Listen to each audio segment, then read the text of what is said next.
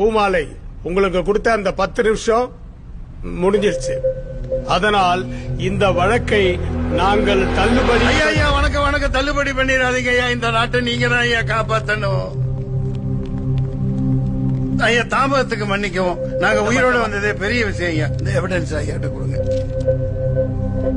Your honour, என்ன நடந்ததுன்னா, இந்த பாரு, உன் மனைவி பூமாலையினுடைய வேண்டுகோளுக்கு இணங்கவும் மக்களுடைய எழுச்சிக்கு ஏற்பவும் தான் முதலமைச்சர் இங்க வந்திருக்காரு. கேட்க வேண்டியதை மட்டும் கேளு.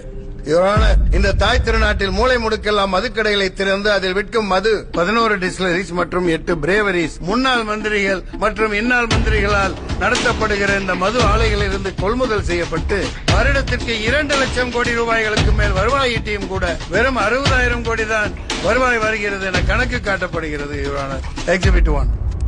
யுவர் ஆனர், இரவு 10 மணிக்கு மேல் காலை 12 மணி வரை கள்ளச்சந்தையிலே கொடிய விஷம் போன்ற எரிசாராயத்தை கொள்முதல் விலை வெறும் 20 ரூபாய்க்கு அடக்கமாவதை, அந்த மதுபான புட்டியை இவர்கள் 180 ரூபாய்க்கு மது பிரியர்களுக்கு விற்கிறார்கள். அதன் மூலம் பல கோடிகள் கைமாறுகிறது. ஆயத்தீர்வை குறைவாக இங்கே காட்டப்படுகிறது. I object.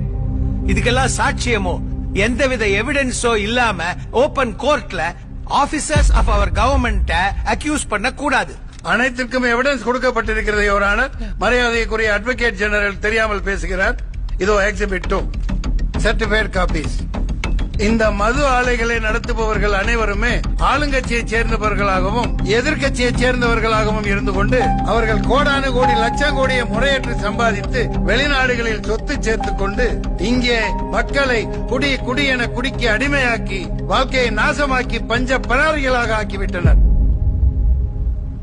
உன்னற்க கல்லை உனில் உண்க சான்றோரால் எண்ணப்பட வேண்டாதா என்ற வள்ளுவ பெருந்தகையை ஆட்சி அதிகாரத்தின் அடையாளமாக வைத்துக் கொண்டு ஆட்சி நடத்துகிற இந்த அரசு ஐயன் வள்ளுவனுக்கே ஆப்பு வைத்து அரசாட்சி நடத்துகின்றனர். இவரானர் மதுவை குடிக்க வைத்து மக்களை மடையர்களாக்கி வெறும் ஓட்டு போடும் எந்திரங்களாக்கி அவர்களுக்கு வாக்கு செலுத்துவதற்காகவே இலவசங்களை பிச்சையாக போட்டு அதன் மூலம் ஆட்சியை பிடித்து சரக்கில் வரும் வருமானத்தை அவர்கள் பையிலே போட்டுக்கொண்டு மிகப்பெரிய கார்ப்பரேட் நிறுவனங்களுக்கு அதிபதிகளாக உலா வந்து கொண்டிருக்கின்றனர் இவர்கள். இவரான மிஸ்டர் திருப்பதி, நீங்க பேசுனது எல்லாமே ஏற்கனவே செய்தியா வந்ததுதான். உங்க ஃபைனல் பாயிண்ட் என்ன? அத முதல்ல சுருக்கமா சொல்லுங்க. சங்கம் வைத்து தமிழ் வளர்த்த இந்த தமிழகத்திலே சந்து பொந்துகளில் எல்லாம் மூளை முடுக்குகளில் எல்லாம் இந்த சாராய சாக்கடைகளை திறந்துவிட்டு மலத்திலே மொய்க்கிற வண்டுகளைப் போல தமிழ் மக்களை மண்டூகங்களாய் வேலை செய்ய திராணியற்ற சோம்பேறிகளாய் மாற்றியதை தவிர வேறொன்றும் செய்யவில்லை. யுவரானர், சாராய சாவுகளில் இருந்து இந்த நாசமாய் போன நாட்டை மீட்க உத்தரவு போடுங்கள். யுவரானர், இதுதான் எனது கட்சிக்காரர் பூமாலையின் தாழ்மையான வேண்டுகோள். யுவரானர், மதுவிலக்கு முழுமையாக அமல்படுத்தப்பட்டால் கள்ளச்சாராயம் பெருகும். இப்ப மட்டும் கள்ளச்சாராயம் இல்லைங்கிறீங்களா முதல்வரே? 2 மாசத்துக்கு முன்னாடி 24 பேர் செத்தாங்களே, நல்ல சாராயமா முதல்வரே? ஆந்திரா பள்ளிக்கொண்டானிலிருந்து லாரியா எரிசாராயம் வருது. Good question.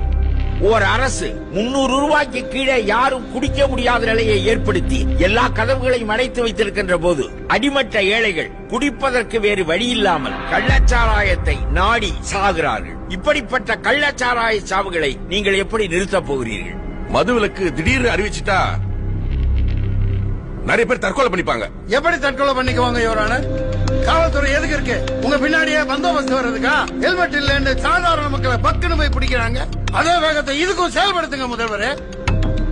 எத்தனையோ நாடுகளில் மதுவிலக்கு அமலில் இருக்கிறது. அந்த நாடுகள் நன்றாகவே இருக்கிறது. தமிழகத்தில் மட்டும்தான் வாழ்வுரிமை பறிக்கப்பட்டு இந்த மதுவால் இளைய தலைமுறை அழிந்து நாடே வஞ்சிக்கப்பட்டு விட்டது. யுவரானர், மாண்புமிகு சிஎம் ஐயா, திருப்பதி அவரோட வாதத்தை வச்சுட்டாரு. நீங்க தான் உங்க பதில சொல்லணும். எவன் செத்தா என்ன, எவன் குடும்பம் அழிஞ்சா என்னன்னு கடையை திறந்தே வச்சிருக்க போறீங்களா இல்ல மூட போறீங்களா? யுவர் ஆனர், யுவர் ஆனர், இதற்கு முடிவு மக்கள் மன்றத்தில் எடுக்க வேண்டும், நீதிமன்றத்தில் அல்ல. ஒரு பொங்கல் பண்டிகைன்னா இலவச வேட்டி, இலவச சேலை, இலவச கரும்பு, பணம், வெள்ள நிவாரணம், லேப்டாப், ஸ்கூட்டி, ஃபேனு, ஆடு மாடு, இப்படி எதை இலவசமா கொடுத்தாலும் வாங்கிக்கிறீங்க. இதெல்லாம் கொடுக்கறதுக்காக எங்க வீட்டுல இருந்தா நான் பணத்தை எடுத்துட்டு வர முடியும்? இலவசம் வேணாம், நீங்க முடிவு பண்ணுங்க. மதுவிலக்க நான் உடனே அமல்படுத்துறேன். யாருக்கு வேணும் இலவசம்? எதுக்காக வேணும் இலவசம்? ஓட்டுக்காக இலவசம் கொடுக்கறீங்க. இலவசம் கொடுத்து கையேந்தி பிச்சை எடுக்கிற பிச்சைக்காரர்களா எங்க தமிழர்களை ஆக்கி வச்சிட்டீங்க. பஞ்ச பராரிகளா உங்க கொடிகளை பிடிச்சிட்டு கோஷம் போடுற கொத்தடிமைகளா குவார்டரும் பிரியாணியும் கொடுத்து வேலை செய்ய மறுக்கிற கூட்டமா இந்த தமிழர்களை மாற்றி விட்டார்கள் யுவரானர். 7 லட்சம் கோடி இன்னைக்கு உலக வங்கியில கடன் வாங்கி அனுபவிச்சுட்டு இருக்கிறதெல்லாம் நீங்க, கடன்பட்டு சாகிறது நாங்க. ஒயின் ஷாப்ல மட்டும் இல்ல, மண்ணை விக்கிறீங்க, மலையை குடைஞ்சு கல்ல விக்கிறீங்க, கனிம வளங்களை எல்லாம் கார்பரேட் நிறுவனங்கள்ட்ட கமிஷன் வாங்கிட்டு கொடுத்துறீங்க. இலவசம் யாருக்கு வேணும்? அது ஒரு ஏமாத்து வேலை.